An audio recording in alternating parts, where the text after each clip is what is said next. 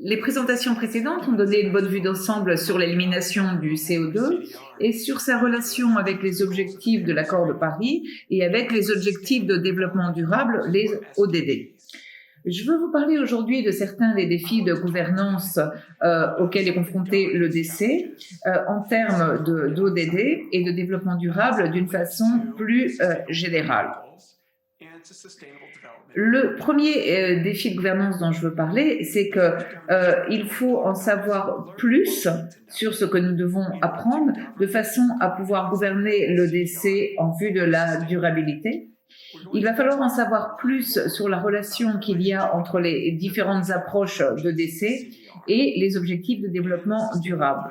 Donc nous allons devoir explorer les 17 ODD très exigeants, comprendre leurs indicateurs et leur connexion avec les approches de CDG. Prenons l'exemple de l'ODD numéro 2, celui de la faim zéro, qui vise officiellement à éradiquer la faim, garantir la sécurité alimentaire, améliorer la nutrition et prôner les ODD. C'est compliqué et il a sous son égide un certain nombre de différentes cibles.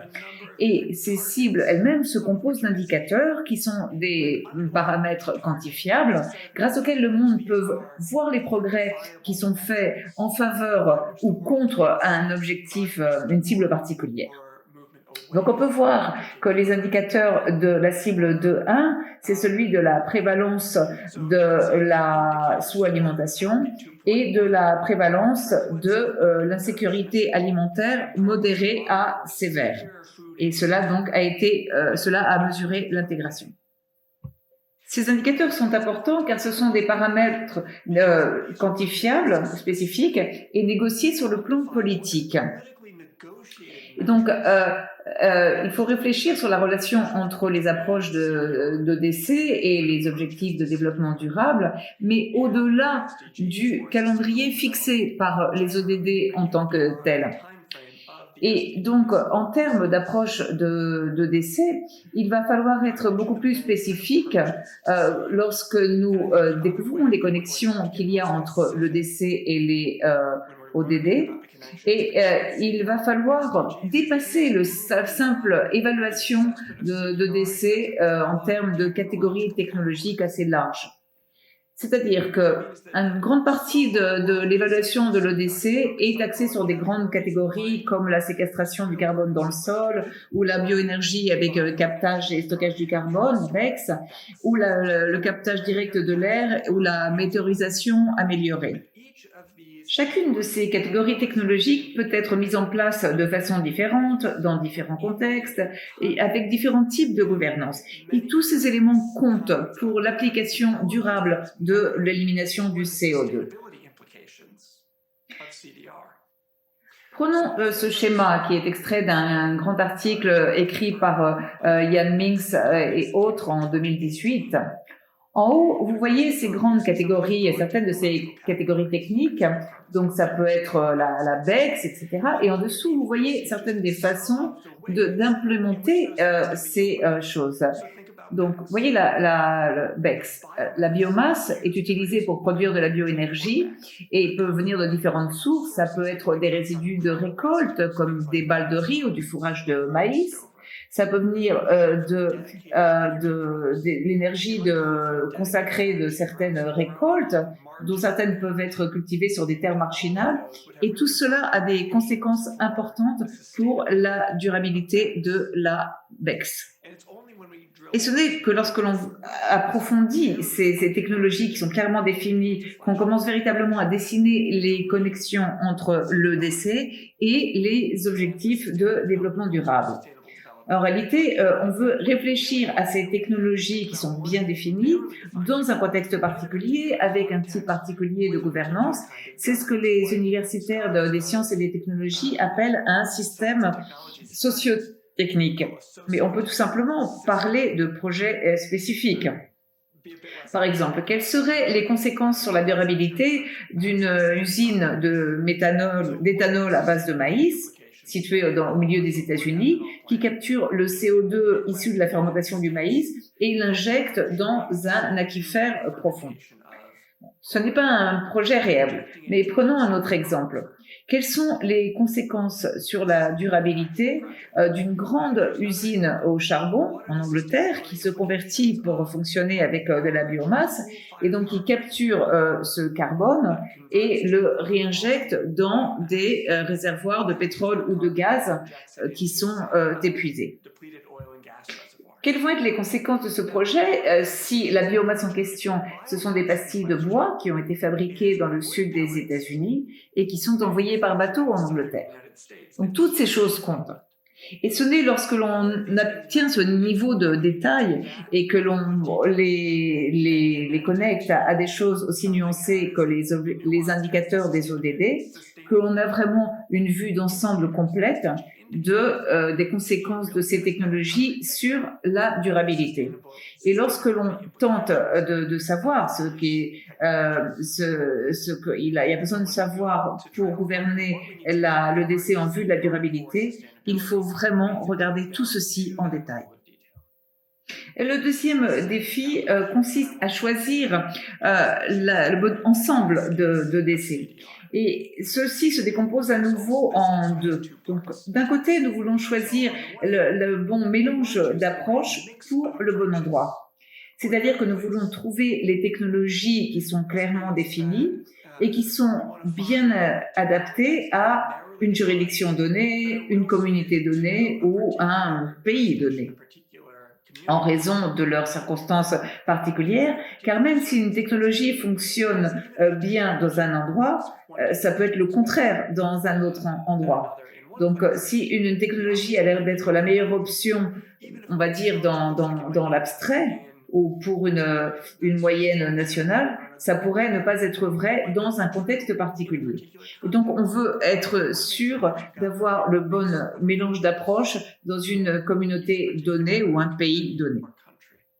Et l'autre facette du choix du bon panier, pour le dire, de décès, est de veiller à ce que ces paniers aient la bonne taille, c'est-à-dire de veiller à ce qu'ils fassent le bon montant de décès. Donc, je pense à cela dans le contexte des ODD. Le changement climatique est la plus grande menace pour les ODD et le développement durable. Le décès est une façon de réduire le changement climatique et donc de réduire cette menace.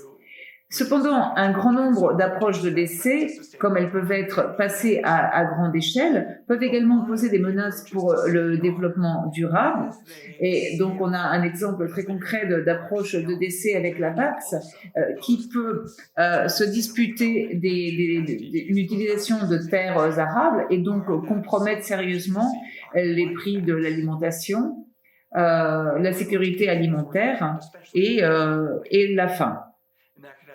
Ou certaines approches comme la capture directe de l'air ou l'amélioration de la météorisation peuvent être très énergivores et donc miner les tentatives d'apporter de l'énergie propre à des personnes qui en ont besoin et de miner aussi la sécurité énergétique.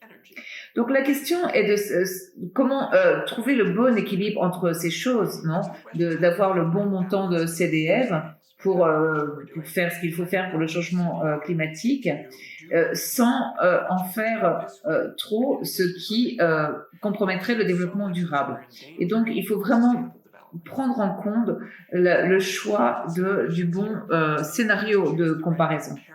Si on pense à l'implication sur la durabilité de l'élimination de 100 gigatonnes de carbone dans un certain temps, il faut penser à ce qui se passerait si on ne faisait pas ça.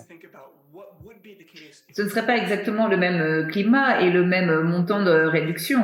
Ça pourrait être une sorte de mixte différent le climat serait un petit peu différent, il y aurait plus de changements climatiques, il faudrait peut-être faire un petit peu plus de réduction.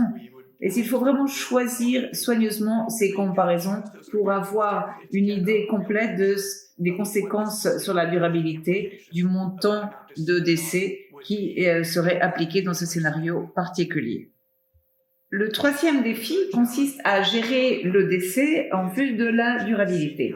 C'est-à-dire qu'une fois que l'on a choisi le bon mélange d'approches pour un endroit particulier, il va falloir qu'une gouvernance active prône les impacts positifs et protège contre les impacts négatifs.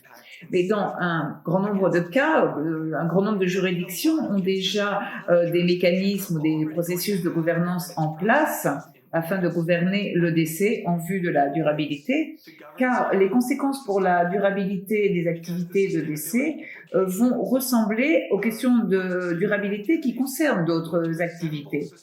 Donc, il y a beaucoup d'endroits qui ont déjà des mécanismes de gouvernance, et ailleurs, il faut construire cette capacité, et cela va s'appliquer à toute tentative de veiller à un développement durable et pas simplement à l'EDC. Je veux mentionner 3 questions qui sont particulièrement importantes pour la gouvernance durable de l'EDC. Le premier, c'est d'inciter, de reconnaître et de récompenser l'EDC durable. Par exemple, trouvons des voies d'intégrer l'EDC dans des engagements de zéro net qui soient nationaux, subnationaux ou privés, ou de l'intégrer dans la tarification du carbone, ou dans les régimes d'échange des quotas, ou de l'intégrer plus clairement dans l'accord de Paris, d'une façon qui donne une vraie priorité à l'EDC durable.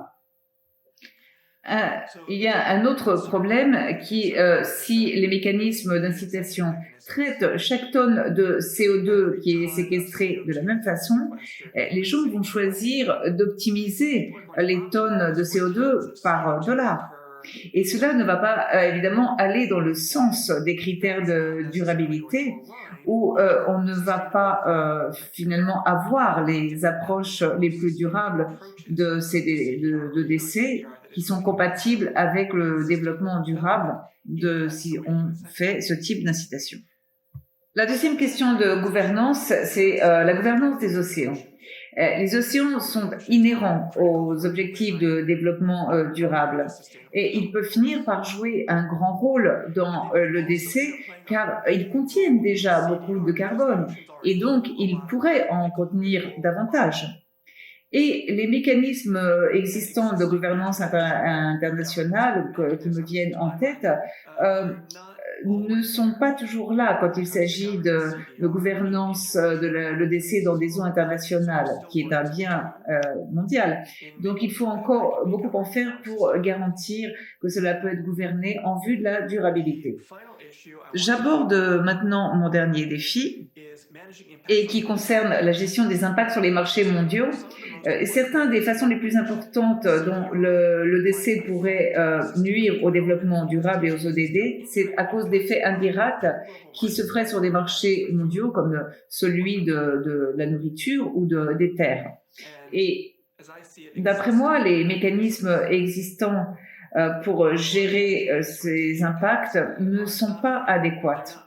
Donc, il faut encore beaucoup faire en la matière et garantir une coopération internationale qui permette que l'EDC n'ait pas d'impact négatif sur le développement durable de différentes façons. Donc, pour résumer, j'ai souligné 3 défis de gouvernance pour la gouvernance de l'EDC en vue de la durabilité. Tout d'abord, il faut savoir ce que nous avons besoin de savoir et avoir une compréhension plus spécifique du lien entre de façon particulière d'appliquer le décès dans des endroits particuliers et de connaître les impacts quantifiables sur des effets spécifiques des ODD. Puis, il faut choisir le bon panier de décès, c'est-à-dire qu'il faut s'assurer à avoir le bon montant de décès et également veiller à choisir le bon mélange de cet EDC pour des communautés ou pays donnés en raison de leurs circonstances particulières. Et enfin, j'ai parlé de la gestion de l'EDC en vue de la durabilité en utilisant des mécanismes de gouvernance nouveaux et existants afin de veiller à donner véritablement la priorité à l'EDC durable, alors que nous luttons pour atteindre nos buts climatiques et de développement durable.